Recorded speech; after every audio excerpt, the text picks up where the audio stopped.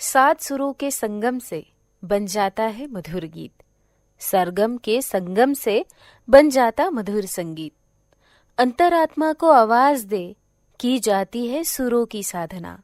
संगीत में जीवन बनकर होती है ईश्वर की आराधना, होती है ईश्वर की आराधना। नमस्कार श्रोते हो, मी तुमच्या मनातील गाभाऱ्यात हळूच स्पर्श करणारी कोमल आपलं युववाणी कार्यक्रमात मनापासून स्वागत करते। शक्ती अद्भुत ते अंगी। श्रोते हो, म्हणतात की गायनामध्ये खूप शक्ती आहे। माणसाचे विचार सुद्धा बदलवण्याची शक्ती या गायनामध्ये आहे।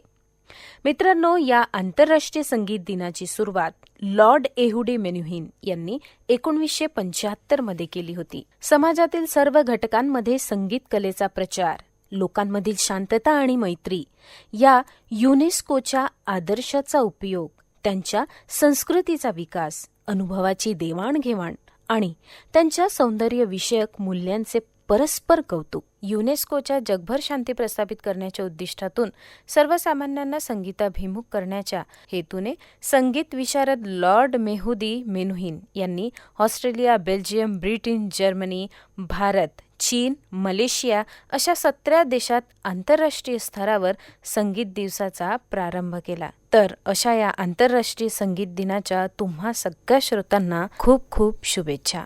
श्रोतेहो, कार्यक्रमाला पुढे वाढूया आणि ऐकूया मनोदय ही मालिका। यात नवीन शिक्षा नीति या विषयावर आपल्याला मार्गदर्शन करतील सागर राठी। श्रोतेहो, या मुलाखतीचा दूसरा भाग आता आपण ऐकणार आहात। अब राठी साहब, मुझे ये बताएं कि शिक्षा नीति कैसी भी हो, उसको यदि सफल बनाना है तो ये जिम्मेदारी होती है अध्यापकों की। जी सर। अब मुझे ये बताएं कि ये जो नई शिक्षा नीति है, इसमें अध्यापकों की गुणवत्ता, उनकी भर्ती और उनके अधिकारों के बारे में भी कुछ प्रोविजन किए गए हैं कि इसी ढंग से चलेगा? जी, ये तो आपने मतलब नस पकड़ ली है, क्योंकि नहीं, ये बहुत महत्वपूर्ण मुद्दा है, क्योंकि नीति तो बन गई है लेकिन उसको इम्प्लीमेंट करना है, वो सही ढंग से हो, इफेक्टिवली हो, उसके सकारात्मक परिणाम भी निकले। इसकी सबसे बड़ी जिम्मेदारी तो अध्यापकों की और शिक्षकों की होती है। जी हाँ, मैं ये बात मानता हूं कि जो दर्जा समाज के अंदर शिक्षकों का होना चाहिए और शिक्षा प्रणाली के अंदर शिक्षकों का जो योगदान होना चाहिए, कहीं ना कहीं वहां हम कम पड़ रहे हैं। इसके बहुत सारे मुद्दे हैं। इसमें अगर मैं सबसे पहला मुद्दा अगर छेड़ूं, एजुकेशन फील्ड के अंदर आने वाले जो टीचर्स है मेजर, जैसे कोई बच्चा डॉक्टर बनना चाहता है, कोई बच्चा इंजीनियर बनना चाहता है, तो वैसे बहुत सारे लोग ऐसे हैं जो इस क्षेत्र में आने वाले हैं लेकिन उन्हें लेट पता चलता है, वो और कोई क्वालिफिकेशन ले बैठे हैं।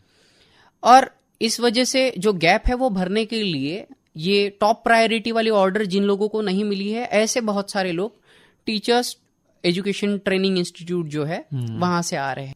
टीचर्स एजुकेशन इंस्टीट्यूट जो है, जो टीचर्स को बनाती है, उनकी जो क्वालिटी है उसके क्वालिटी को लेके बार बार कहीं ना कहीं पे प्रश्न चिन्ह निर्माण हुए थे और उस पे एस वर्मा कमीशन भी बनाया गया था 2012 में, जिसके रिकमेंडेशन ये थे कि भारत में तकरीबन 10,000 ऐसी संस्थाएं हैं जो टीचर्स बना रही है लेकिन वो अप टू डेट नहीं है या वो क्वालिटी टीचर्स नहीं है। तो इसी को ध्यान में रखते हुए अब ये जो कमीशन है, इस कमीशन के आधार पे जो कॉलेजेस अपडेटेड टीचर या वेल क्वालिफाइड टीचर नहीं प्रोड्यूस कर पा रहे हैं, उन्हें 1 साल का अल्टीमेटम दिया जाएगा और 2030 तक के ऐसे कॉलेजेस को बंद करवा दिया जाएगा। इन कॉलेजेस को बंद करना ही पर्याप्त नहीं है, बल्कि ऐसे लोगों को इस फील्ड में लाना जो लोग नॉलेजेबल है, ये भी जरूरी है। तो इसीलिए गवर्नमेंट ने ऑलरेडी जो टीईटी की परीक्षा प्रस्तावित की थी, टीचर्स एलिजिबिलिटी टेस्ट इस नाम से, जिससे अभी टीचर्स चयनित होते हैं, तो इसके बाद में इंटरव्यू और क्लास के अंदर डेमो, ऐसे 2 और स्टेज ऐड करने के लिए प्रोविजन दिए हैं।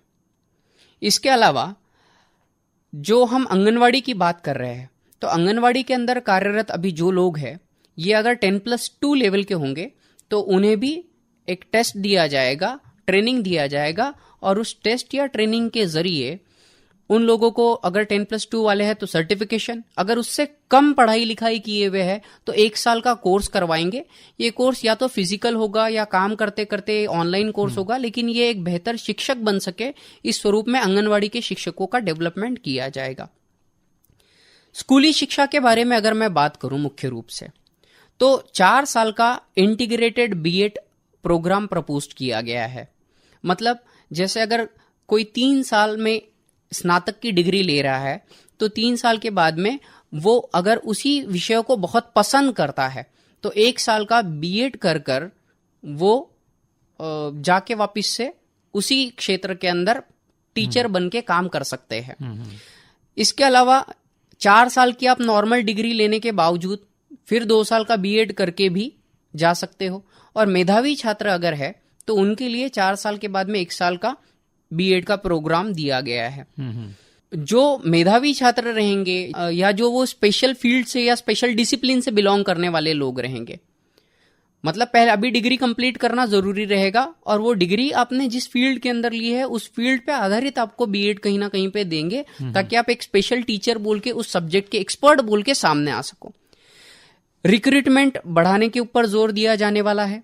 एक बहुत बड़ा बर्डन जो शिक्षकों पे है कि उन्हें पढ़ाई छोड़ के बाकी के जो कामों के अंदर इन्वॉल्व होना पड़ता है, उसका एनालिसिस करके जो शिक्षक है ये केवल शिक्षा से जुड़े हुए कार्यों के ऊपर ही अपना ज्यादा से ज्यादा समय दे। सही।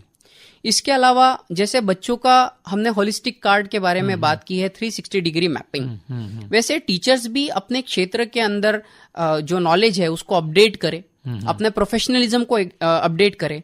इसके लिए सतत व्यावसायिक विकास या सीपीडी इस नाम से एक हर साल 50 घंटे का एक प्रोग्राम गवर्नमेंट ट्रेनिंग के स्वरूप में शिक्षकों को देगी। अच्छा। जो बेहतरीन परफॉर्मेंस करने वाले टीचर है उन लोगों को नवाजा जाएगा और मैनेजमेंट की बॉडी के अंदर उन्हें मेंबर भी बनने का मौका दिया जाएगा। टीचिंग फील्ड के अंदर रहते रहते भी वो अपना करियर और एक्सपांड कर सकते हैं ताकि वो मैनेजमेंट में हायर लेवल पे जाए, या तो फिर वो शिक्षा क्षेत्र के विभिन्न विभागों के अंदर जाकर जिस फील्ड के अंदर पढ़ा रहे हैं वहां पे कहीं ना कहीं पे अपना योगदान दे सके एक बड़े लेवल पे। तो इसीलिए करियर मैनेजमेंट एंड प्रोग्रेस नाम का एक सीएमपी प्लान भी गवर्नमेंट ने प्रपोज किया है। तो ये सारे प्रयोजन है। इसके अलावा जो 2 भाषाओं के अंदर या लोकल लेवल पे लड़कियां अभी पढ़ाई कर रही है उनको बेसिक स्कूलिंग के अंदर जो फाउंडेशन का कोर्स हमने बोला वहां पे बहुत ज्यादा नौकरियां आने वाले समय के अंदर होगी, जिसमें इंग्लिश प्रोफिशिएंसी के कंपैरिजन में आप उस लोकल भाषा के अंदर बात कर सको, आपका संभाषण कौशल बेहद अच्छा होना चाहिए। इसके जोर पर आपको एक्स्ट्रा टीचर्स इस फील्ड में मिल सकते हैं। तो शिक्षा विभाग के अंदर जो आपने केंद्र बिंदु के बारे में बात कही है उन्हें छोड़कर तो ये पॉसिबल नहीं था, तो ये सारे प्रावधान किए गए हैं। सर एक बात और बताइए कि ये जो उच्चतर शिक्षा है, हायर एजुकेशन, इसमें भी कोई बदलाव है? इसके बदलाव के बारे में आप क्या जानकारी देना चाहें? जी, जब हम बात कर रहे हैं तो हमारा ऑब्जेक्टिव यहाँ पे एक ऐसे व्यक्तित्व का विकास करना है जो ग्लोबल सिटीजन हो और कम से कम एक स्किल पूरी पढ़ाई खत्म होने तक के उसके पास रहे, ताकि वो जो कौशल या स्किल उनके पास रहेगा वो विद्यार्थी उस कौशल या स्किल के भरोसे पे अपनी जो अर्निंग है वो कर पाए और समाज के अंदर अपना कंट्रीब्यूशन दे। तो जब मल्टी डिसिप्लिनरी पढ़ाई हो रही है 12वीं तक के, सब्जेक्ट चॉइस हो रहा है, तो उसी के भरोसे पे आगे भी हमें कॉलेजेस जो है ये बदलने पड़ेंगे। अभी कॉलेज में जाने वाले जो बच्चे हैं ये कुल पढ़ाई लिखाई करने वाले बच्चों के 26% है। ये 2018 के सर्वे की मैं बात कर रहा हूँ। 2035 तक के कम से कम 50% बच्चे ये हायर एजुकेशन ले, ऐसी अपेक्षा सरकार की है। इसीलिए उच्चतर शिक्षा संस्था मतलब हायर एजुकेशन इंस्टीट्यूट ये अभी बदलेगी। इसे 2030 तक के बहुविषयक और 2040 तक के बहुविषयक हुई इन संस्थाओं के अंदर नामांकन या एनरोलमेंट की प्रक्रिया शुरू हो जाएगी। इसे मैं थोड़ा एक्सप्लेन करना चाहूंगा कि मान के चलिए अभी कोई एक कॉलेज है जो आर्ट्स पढ़ा रहा है या बीए का कोर्स दे रहा है और ये बहुत फेमस है। अब इस कॉलेज को ये प्रस्तावित किया जाएगा कि आप इसमें कॉमर्स साइंस रिलेटेड कोर्स भी स्टार्ट कीजिए और इन कोर्सेस में बच्चों को फ्लेक्सिबिलिटी प्रोवाइड कीजिए कि बच्चा हिस्ट्री के साथ में फिजिक्स भी पढ़ सके। तो ये हो गया बहुविषयक। या तो फिर इस कॉलेज को ये भी कहा जाएगा कि अगर आप साइंस या बीएससी का कोर्स अगर ले रहे हो तो बीएससी में जो एडवांस लेवल के छोटे छोटे कोर्सेस है आप वो आपके यहाँ पे प्रस्तावित कीजिए या वो आपके यहाँ पे आप रेगुलेट कीजिए। तो जो बहुविषयक की बात है ये वाली हो रही है। हायर एजुकेशन इंस्टीट्यूट ये हर एक डिस्ट्रिक्ट लेवल पे होनी चाहिए। और ये एक खास बात इसमें और ये भी आने वाली है कि इसमें जो पढ़ाई होगी ये द्विभाषी रूप में शिक्षा होगी। मतलब जो प्योर टिपिकल इंग्लिश मीडियम की पढ़ाई हो रही है उसके साथ साथ में जो भी हम पढ़ाई कर रहे हैं उसको आपकी जो रीजनल लैंग्वेज है या जो लोकल लैंग्वेज है इसका पुश दिया जा रहा है। ये ऑलरेडी कुछ जगह पे है। जैसे अगर मैं आईआईटी की बात करूं जो कि किसी जमाने में सिर्फ इंजीनियर प्रोड्यूस करने वाला एक बेस्ट टेक्निकल इंस्टीट्यूट हुआ करता था, अब वहां पर एमबीए का भी कोर्स है टेक्निकल फील्ड के लोगों के लिए। इसके अलावा डिजाइनिंग का भी कोर्स है। वहां पे ह्यूमैनिटीज के भी कोर्स आ चुके हैं। तो आईआईटी अब इस प्रकार से बहुविषयक या मल्टी डिसिप्लिनरी हम जिसे बोल सकते हैं वो इंस्टीट्यूट बन चुका है। इसी पे आधारित हमारे यहाँ पे multi disciplinary education and research university जिसे शॉर्ट फॉर्म में हम मेरू कहेंगे, जो आईआईटी की धरती पे रहेंगे या हर एक जिला लेवल पर या जिले से करीब ऐसी जगह पे प्रस्तावित है। दूसरी बात कि अभी स्कूलों में एक एक्रीडेशन बॉडी होती है जो एफिलिएशन प्रोवाइड करती है, मतलब मान्यता देती है। तो 15 वर्षों के अंदर धीरे धीरे ये जो मान्यता वाली प्रणाली है ये वाली बंद होके ऑटोनॉमी प्रोवाइड की जाएगी। ऑटोनॉमी का मतलब ये होता है कि कॉलेज खुद निर्धारित कर पाएगा कि हम कितने वैरायटी के कोर्सेस बच्चों को देना चाहते हैं और उस कोर्सेस की फीस, स्ट्रक्चर्स, कोर्स के अंदर अपडेटेड कंटेंट, जैसे यूनिवर्सिटी के अंदर के सिलेबस काफी सालों के बाद बदलते हैं। तो अगर कोई कॉलेज नया कोर्स लाना चाहता है तो वो उस कोर्स को डिजाइन भी करके थ्रू परमिशन वो वाला कोर्स का एक सर्टिफिकेशन कोर्स लॉन्च कर सकता है। तो इस प्रकार की जो ग्रेडेड ऑटोनॉमी है ये वाली प्रोवाइड होगी। अभी जो हवा चल रही है ये स्टेम स्टडी की है। स्टेम से मतलब है साइंस, टेक्नोलॉजी, इंजीनियरिंग और मैथमेटिक्स। लेकिन कहीं ना कहीं पे यहाँ इंसान रोबोट होते जा रहा है। और जब ये चीजें ध्यान में आ रही है तो अभी इंजीनियरिंग कॉलेजेस के भी अंदर कला, भाषा, मानविकी या संगीत इन जैसे विषयों का रहना अनिवार्य होगा। तो कहीं ना कहीं पे जैसे मिक्सअप भी चीजें हो रही है। उदाहरण के तौर पे मैं यहाँ बताना चाहूंगा कि जैसे फिजिक्स के अंदर हम फ्रीक्वेंसी पढ़ते हैं तो ये जो फ्रीक्वेंसी है ये भाषा के अंदर भी उपयुक्त होती है। तो इसके माध्यम से जो नई नई भाषा है, जैसे बाहुबली मूवी के अंदर एक नई भाषा निर्माण की गई है और ये भाषा लोगों को हमारी आम जीवन से सहज लगे। तो इस प्रकार से भाषा का विकास ये विज्ञान की मदद से होना पॉसिबल हो चुका है। वाह। तो इसीलिए अभी साइंस या अगर टेक्नोलॉजी है तो टेक्नोलॉजी ये पेनिट्रेट कर रही है बाकी भी फील्ड्स को। इसी के अलावा चॉइस बेस्ड क्रेडिट सिस्टम मतलब विकल्प आधारित क्रेडिट प्रणाली, इसका निर्माण किया गया है जिसके तहत जो भी बच्चा ये हायर एजुकेशन इंस्टीट्यूट के अंदर एडमिशन लेगा वो चाहे कोई भी कोर्स पढ़ रहा है उस विषय पर आधारित जो भी क्रेडिट है, मतलब अभी जैसे नंबर मिलते हैं, मार्क्स मिलते हैं, वैसा एक विषय पे 3 क्रेडिट, 3.5 क्रेडिट, 4 क्रेडिट ऐसे क्रेडिट मिलेंगे और इस क्रेडिट की एक एकेडमिक बैंक ऑफ क्रेडिट तैयार होगी। तो आप भारत के किसी भी कॉलेज से किसी भी अलग अलग प्रकार के अगर कोर्स करेंगे तो ये वेस्ट नहीं जाएगा और आपके उस बैंक में जो आपने पढ़ाई की है उससे जुड़े हुए क्रेडिट जमा होंगे। एग्जिट ऑप्शन दिए हैं, जैसे कुछ बच्चों को 2 साल के बाद में ऐसा लगता है कि ये फील्ड मेरे पसंद की नहीं है और अगर वो छोड़ते हैं तो 2 साल बर्बाद होंगे। लेकिन अभी ऐसा नहीं होगा, जब जागो तब सवेरा। मतलब अगर पहले साल के बाद में आपने पढ़ाई अच्छे से की है लेकिन आपको फिर पता चला कि ये मेरी मन पसंदीदा फील्ड नहीं है, तो पहले साल के बाद आप कॉलेज अगर छोड़ते हो तो आपको उस फील्ड से जुड़ा हुआ सर्टिफिकेट मिलता है। अगर आप दूसरे साल में छोड़ोगे तो आपको डिप्लोमा मिलेगा, और तीसरे साल में अगर आप छोड़ते हो तो आपको डिग्री मिलती है। अगर ये 4 साल का कोर्स है तो भी इसे मेजर और माइनर के अंदर डिस्ट्रीब्यूट किया है।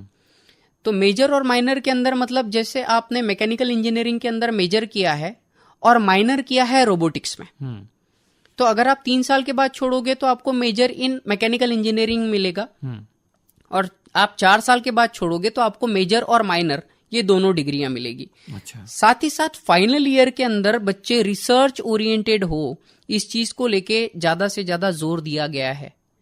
मतलब पहले जो एमफिल नाम का एक कोर्स हुआ करता था, जो डिसकंटिन्यू करने के लिए प्रपोजल है और वो पास भी हो चुका है, तो अभी एमफिल डिसकंटिन्यू होगा, और जो स्नातक या डिग्री प्रोग्राम होगा ये 3 से 4 साल का होगा, जो मैंने पहले विकल्प बताया, एग्जिट ऑप्शन, निकास विकल्प, उसके साथ ग्रेजुएशन हो जाने के बाद में पोस्ट ग्रेजुएशन अगर आपको करना है तो पोस्ट ग्रेजुएशन के पहले वाला जो साल रहेगा आपके ग्रेजुएशन का अंतिम साल, ये रिसर्च के साथ में ज्यादा से ज्यादा जुड़ा हो, ताकि भविष्य में आप जाकर पीएचडी जैसे कोर्सेज के अंदर भी एनरोल कर पाओ, इसके ऊपर जोर दिया जा रहा है। जैसे 3 साल का अगर आपका अंडर ग्रेजुएट प्रोग्राम है तो उसके बाद में आप 2 साल का पोस्ट ग्रेजुएट प्रोग्राम करेंगे, जिसमें पोस्ट ग्रेजुएट प्रोग्राम का जो अंतिम वर्ष रहेगा ये रिसर्च ओरिएंटेड रहेगा। अगर आप 4 साल के कोई डिग्री या स्नातक प्रोग्राम कर रहे हो तो चौथा जो साल रहेगा ये रिसर्च प्रोग्राम रहेगा। अगर आप 5 साल का प्रोग्राम कर रहे हो तो इसमें ड्यूअल डिग्री आपको मिलती है, जो आईआईटीज में अवेलेबल है। जैसे आप अभी 4 साल का इंजीनियरिंग और 2 साल का एमटेक, तो आप 5 साल में एमटेक कर सकते हो, जिसमें आपका 1 साल बचता है, और फाइनल ईयर जो होता है ये रिसर्च ओरिएंटेड रहेगा। और 4 साल के अंदर भी आपको अगर चौथे वर्ष में आप रिसर्च कर लेते हो, शोध निबंध आप अगर प्रस्तावित दोगे तो 4 साल का एक research UG plus PG programme भी प्रपोज्ड है। अच्छा। तो इस प्रकार से यह कहने में हर्ज नहीं होगा कि ज्यादा से ज्यादा बच्चे अपनी मनपसंद फील्ड पहले तो चूज कर ले स्कूली शिक्षा के दौरान, और बाद में मनपसंद फील्ड के अंदर ज्यादा से ज्यादा ज्ञान प्राप्त करें, ये वाला दिया गया है। अब इस दौरान इसको प्रैक्टिकल मार्केट से भी जोड़ना जरूरी है, तो इसीलिए कॉलेज की लेवल पे स्टार्टअप, इंक्यूबेशन सेंटर या रिसर्च सेंटर या अनुसंधान केंद्र का निर्माण करना, या जो भी वोकेशनल या व्यावसायिक या एकेडमिक और करियर परामर्श, ये समय समय पे बच्चों को उपलब्ध करवाना, ये वाली जगह वहां पे अवेलेबल होगी। हम अगर प्रगत देशों के बारे में डिस्कस करें यहां पर, तो वहां हायर एजुकेशन का जो मॉडल है इसको हमें समझना जरूरी होगा, क्योंकि ये जो वोकेशनल एजुकेशन या व्यावसायिक शिक्षा हम अगर करें, जो कि 19 से 24 साल के बच्चों के अंदर होनी चाहिए, ये अपेक्षित है, तो भारत के अंदर 5% से भी कम बच्चे ऐसे हैं जिन्हें इस वोकेशनल एजुकेशन की नॉलेज है। ये 2012 से 17 के दौरान जो एक पंचवार्षिक योजना हुई थी 12वीं, उसके अंदर से सामने आए निष्कर्ष है। इसके अनुपात में अगर हम दूसरे देश देखें, जैसे अमेरिका, तो अमेरिका में 52% 19 से 24 साल के बच्चे ऐसे हैं जिन्हें व्यावसायिक शिक्षा का नॉलेज है। जर्मनी में 75%, और साउथ कोरिया जैसे देशों में तो 96% बच्चे ऐसे हैं जिन्हें वोकेशनल एजुकेशन का नॉलेज है। तो हम 2025 तक के ये काम करना चाहते हैं कि भारत के अंदर 19 से लेके 24 साल तक की आयु के जो बच्चे हैं, कम से कम 50% तो बच्चे ऐसे हो जो 2025 के पहले इस वोकेशनल एजुकेशन को ले। ये इनके कॉलेज के लेवल में भी जो भी ये डिग्री प्रोग्राम करेंगे उसके साथ में भी जोड़ने का काम किया गया है। और जो बच्चे स्कूलें छोड़ चुके हैं या स्कूल के बाद में हायर एजुकेशन नहीं कर रहे हैं, उन लोगों के लिए open and distance learning ODL इस मॉडल का निर्माण किया गया है। अंतर्राष्ट्रीय लेवल से अगर हम बात करें तो जैसे जो दुनिया के टॉप 100 कॉलेजेस है या यूनिवर्सिटीज है, उन्हें यह प्रस्ताव दिया जा रहा है कि वो हमारे देश में आके शिक्षा क्षेत्र के अंदर कुछ अपना कंट्रीब्यूशन दे, यहाँ अपने कैंपस ओपन करे, तो देश में जो शिक्षा का अंतर्राष्ट्रीयकरण है इसको भी प्रमोट किया जा रहा है, बल मिलेगा, उसको बल मिलेगा। इसके अलावा राष्ट्रीय छात्रवृत्ति पोर्टल, जिसके जरिए जो आर्थिक रूप से कमजोर लोग हैं, जो बच्चे हैं, जो नहीं पढ़ पाएंगे, उन्हें आर्थिक मदद देने का काम भी किया जा रहा है।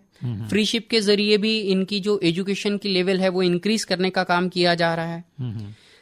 जब मैंने रिसर्च के बारे में बात की है तो रिसर्च को लेकर भी कुछ स्टैट्स मैं शेयर करना चाहूंगा कि जैसे इजराइल जो प्रगत देश है, तो इस डेवलप कंट्री में इसके जो जीडीपी का 4.2% रिसर्च के लिए खर्चा किया जाता है। साउथ कोरिया में अराउंड 4.3% और यूएसए में 2.8% ऑफ इट्स जीडीपी। भारत में रिसर्च को लेकर अभी तक के हमारी जीडीपी का केवल 0.69%, काफी कम है, बहुत बहुत कम है। इसके अलावा इसका राजनीतिकरण या व्यावसायीकरण ना हो और हमारे बच्चे एक्सप्लॉइट ना हो, इस वजह से जो ऊपरी ढांचा है ये टोटल बदलने वाले हैं। इस ऊपरी ढांचे के अंदर तो एक एपेक्स बॉडी तैयार होगी जिसे भारतीय उच्चतर शिक्षा आयोग या HECI ऐसा कहा गया है। मेडिकल और लीगल ये दो क्षेत्रों को छोड़कर ये बॉडी एक 4 पार्ट की बॉडी में कन्वर्ट होगी और कंप्लीट एजुकेशन का जो हायर सेक्शन है उसे मॉनिटर करेगी। इसमें national higher education regulatory council NHERC ये रेगुलेशन करने का काम करेगी, मतलब नियम बनाने का काम करेगी। इसके अलावा जनरल एजुकेशन काउंसिल GEC ये स्टैंडर्ड जो मानक रहने चाहिए कॉलेजेस के, शिक्षकों के, बच्चों के, ये सारे के सारे सेट करेगी। खर्चा लगता है तो हायर एजुकेशन ग्रांट काउंसिल ये जो ग्रेडेड ऑटोनॉमी है, ये ग्रेडेड ऑटोनॉमी के अंतर्गत जितनी भी पैसे की मदद की जा सकती है, फंडिंग, ये काम संभालेगी। और नेशनल एक्रेडिटेशन काउंसिल NAC ये उस कॉलेज का जो एनालिसिस है वो कर उसका रिपोर्ट जनरेट करने का काम करेगी। क्लासिक पॉइंट इसमें यह है कि ये चारों की चारों ऑर्गेनाइजेशन भले ही एक एक क्षेत्र के साथ में जुड़ के काम कर रही है, लेकिन ये एक दूसरे से विभिन्न लेवल पे काम करेगी, तो इसमें पारदर्शिता बहुत ज्यादा बढ़ेगी। जैसे कि ग्रेजुएशन के परसेंटेज पे पहले एडमिशन हुआ करता था या 12वीं के परसेंटेज पे ग्रेजुएशन में एडमिशन हुआ करता था, तो अभी पर्टिकुलर क्षेत्र के अंदर का बच्चों का एप्टीट्यूड चेक करने के लिए जो विभिन्न प्रकार की एंट्रेंस एग्जाम अलग अलग कॉलेजेस और क्षेत्रों के माध्यम से तैयार की जाती है। जैसे मेडिकल के बारे में अगर बात करेंगे तो कम से कम 4-5 तो अलग अलग एंट्रेंस एग्जाम है ही है। JEE के अलावा भी इंजीनियरिंग के क्षेत्र में अलग अलग एग्जाम्स है। तो ये सारी एग्जाम कहीं ना कहीं बच्चों के ऊपर बर्डन भी बढ़ाती है, टाइम कंज्यूमिंग है। Bank, staff selection commission, railways, इन जैसे जो क्षेत्र है इनसे भी जुड़ी हुई जो परीक्षा है ये अलग अलग हो रही है, लेकिन उनका सिलेबस मोस्टली कॉमन है। और साल भर ये एग्जाम जब चलती है तो बच्चे कंफ्यूज हो जाते हैं। तो अभी नेशनल टेस्टिंग एजेंसी इस नाम से एक केवल टेस्टिंग ऑर्गेनाइजेशन सेटअप की है जो उस फील्ड में जो एप्टीट्यूड लगेगा उस एप्टीट्यूड पे आधारित प्रश्नों की रचना करेंगे। अच्छा, ताकि जिसे केवल फिजिक्स, केमिस्ट्री, मैथ्स पसंद है वही इंजीनियर ना बने, बल्कि जिसको सही में मैथमेटिकल एप्टीट्यूड भी है, इंजीनियरिंग का एप्टीट्यूड है, ये वाले बच्चे उस फील्ड के अंदर जा सके। तो NTA ये मोस्टली अभी एंट्रेंस एग्जाम जो भी कम्पिटिटिव है वो लेने का काम करेगी और फीस रेगुलेशन होगा। ओवरऑल ये जो हायर एजुकेशन इंस्टीट्यूट्स है, ये हायर एजुकेशन इंस्टीट्यूट्स के अंदर बहुत बड़ा बदलाव प्रस्तावित है, जिसमें बच्चों को बहुत फ्लेक्सिबिलिटी मिलेगी ताकि वो अपने मनपसंद सब्जेक्ट्स के कॉम्बिनेशन को लेके अपनी पढ़ाई जारी रख सके। अब सर ये बताएं कि कोई भी बदलाव जो है वो एकदम से तो होता नहीं है, इसको समय लगता है जी, कुछ साल लगेंगे। अभी जैसे आपने कहा कि 2040 तक ये सारी प्रक्रिया चलेगी, तब जाकर उसके परिणाम दिखेंगे। पर इस दरमियान जो विद्यार्थी शिक्षा ले रहे हैं तो उन्होंने अपना भविष्य कैसे सुरक्षित करना है? वो तो अभी ये बीच की पीढ़ी हो गई, एक बदलाव की प्रोसेस में शुरू होने और खत्म होने के बीच की पीढ़ी है, तो इनके लिए आप क्या कहना चाहेंगे? जी, बदलाव तो हर समाज के हर दौर में संघर्षपूर्ण रहा है। कुछ बातें जो इस पॉलिसी में नहीं कवर की गई है, शायद उनमें का ये मुद्दा था और ये शायद बहुत ही बेहतरीन और जरूरी सवाल भी बनता है, क्योंकि आज जो बच्चा पढ़ रहा है ये उस रोटन सिस्टम का पार्ट बन चुका है, जहां उसे कुछ सब्जेक्ट अगर नहीं पसंद आ रहे हैं फिर भी पढ़ना पड़ रहा है, और कहीं ना कहीं पे फिर उसका प्रभाव कहीं ना कहीं भविष्य में उसके काम करने में पड़ेगा। सही। और अगर उस समय इस नई प्रणाली से अगर कोई बच्चा बाहर आया तो वो बच्चा हो सकता है कि इसे आउट नंबर कर दे, रेस से हटा दे। सही। और उस दौर में अगर बेरोजगारी का सामना करना पड़ेगा तो फ्रस्ट्रेशन बढ़ेगी। तो अभी के दौर में जो पढ़ाई कर रहे बच्चे हैं, इन लोगों को सबसे पहला तो ये बात ध्यान में रखनी है कि आने वाली पीढ़ी के अंदर जो बच्चे आने वाले हैं, जिनके साथ हमारी कंपटीशन है, वो किस स्तर के होंगे। तो हम अगर अभी से इस सेशन के बाद में हमारा भी मॉड्यूल इस तरीके से डेवलप करें, जैसे सबसे पहली चीज आप खुद को पहचाने, खुद की पसंद को पहचाने। बहुत बार दिक्कत होती है कि हम अपनी पसंद को नहीं पहचान सकते, तो इसके लिए एप्टीट्यूड टेस्ट है। ये एप्टीट्यूड टेस्ट अलग अलग लेवल से की जाती है। ये 5वीं के बाद से तो आप जब नौकरी कर रहे हैं तब तक के अवेलेबल है। आप एप्टीट्यूड टेस्ट के जरिए आप अपनी क्षमताओं का, अपने अंदर विकसित हुए जो कौशल्य है, स्किल्स है, उसका मैपिंग कर सकते हो, और अपने कौशल्य और इंटरेस्ट के भरोसे पे जो फील्ड आपको अवेलेबल है, ये काउंसलर्स की मदद से आप समझ सकते हो। उन फील्ड्स के अंदर आए हुए जो बदलाव है, ये भी काउंसलर्स आपको बताते हैं, और जो बदलाव है ये अगर आपको अग्रिम रूप में जानकारी उनकी रहे तो आप अभी से उन फील्ड्स के अंदर हुए बदलावों को अपने अंदर ढालने की कोशिश करेंगे। ये काम आप कोई भी कोर्स में हो, आपको करना बेहद जरूरी रहेगा। दूसरी बात कि जैसे मैंने IITs के बारे में बताया, तो बदलाव होने में समय तो लगता है। जो 1986 की पॉलिसी है उसमें के बहुत सारे बदलाव अभी भी आना बाकी है, और इस पॉलिसी में जो चीजें प्रपोज की है वो कहीं ना कहीं पे कुछ प्रमाण में ऑलरेडी भारत के अंदर है। तो आपको वो सोर्सेज भी ढूंढना पड़ेंगे, या वो सोर्सेज किसी काउंसलर या टीचर्स के जरिए पता करने पड़ेंगे जो आपको वो अपडेशन दे। मतलब अगर आप इंजीनियरिंग के ही टर्म्स में अगर मैं बात करूं कि आप अगर किसी लोकल कॉलेज से अगर पढ़ रहे हो, लेकिन आप जानते हो कि भविष्य के अंदर आपको आगे बढ़ना है, तो इसके लिए अब IIT में जरूरी नहीं कि आपको जाना ही हो। IIT के अंदर की जो पढ़ाई है वो सरकार के जो सोर्सेस है, जैसे NPTEL इस नाम की एक वेबसाइट है, इस माध्यम से आप घर बैठे बैठे IIT की क्वालिटी की पढ़ाई कर सकते हो। इंटरनेट एक कमाल की चीज है। हर 6 महीने के अंदर जिस फील्ड के अंदर जितना नॉलेज होगा उसको 6 महीने के अंदर डबल कर देता है। और हम सभी के पास में मोबाइल फोन्स आज के समय में होना अनिवार्य है। अगर कुछ लोगों के पास नहीं भी होगा तो भी अगर आप रेस में हो तो कुछ मानक तो आपको खुद के लिए तैयार करने पड़ेंगे। सही है। तो कहीं ना कहीं पे अगर आप अपने करियर को इस ऊंचाई पे लेके जाना चाहते हो ताकि बदलाव के अंदर भी आपकी नैया डूबे ना, तो ये जरूरी रहेगा कि आप उन बदलावों को भांपते हुए खुद को इस रूप में परिवर्तित करें कि जब भी बदलाव होंगे तब आप उन बदलावों के माध्यम से एक अच्छे कैंडिडेट के स्वरूप में ही बाहर आओ।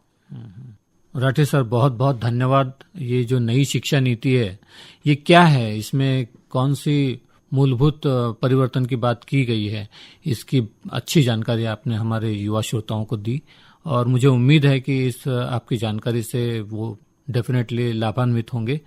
आप यहाँ आए, अपना समय दिया और बहुमूल्य जानकारी दी, उसके लिए मैं हमारे सारे युवा श्रोताओं की ओर से आपका आभार व्यक्त करता हूँ। धन्यवाद जी, बहुत बहुत धन्यवाद। श्रोते हो, आत्ताच आपण ऐकली मनोदय ही मालिका। यात सागर राठी यांची मुलाखत घेतली मनोज जैन यांनी नवीन शिक्षा नीती या विषयावर। मित्रांनो, आता वेळ झालेली आहे आपल्याला टाटा बाय बाय करण्याची। उद्या पुन्हा भेट होईलच 5:30 आणि ऐकत रहा 585 किलोहर्ट्झवर युववाणी कार्यक्रम कोमल सोबत।